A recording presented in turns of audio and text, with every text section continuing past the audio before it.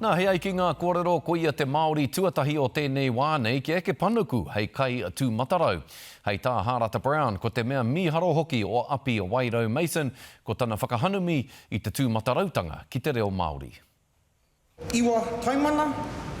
Ai, koira. Ko te tangata tū matarau. Pirani koe ki te mōhio ki tēnei tinihana.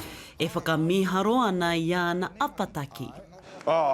Ko tahi atu kē te rere kētanga, ana ko te reo Māori kē tērā. No reira ka mahi atu kē a hei te reo Māori i te ao o tū matarau. Wakapiri mai. I aia e tamariki ana hei tā api Wairau Mason i roaka mai tana aroha ki enei tūmomo mahi i tana ake whakamiharo ki ngā tangata tūmatarau o iwi kē.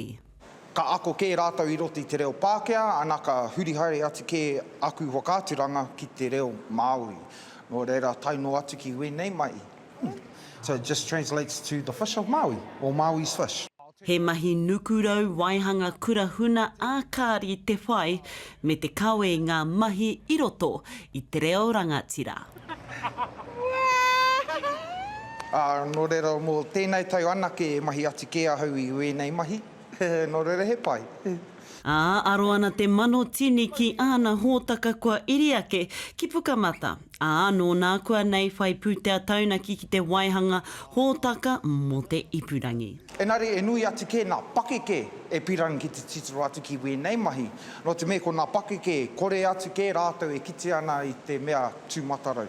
Ai marika ko api Wairau Mason nukurau e nuku nei ngā kurahuna hei whakangāhau i te tini ngerogero.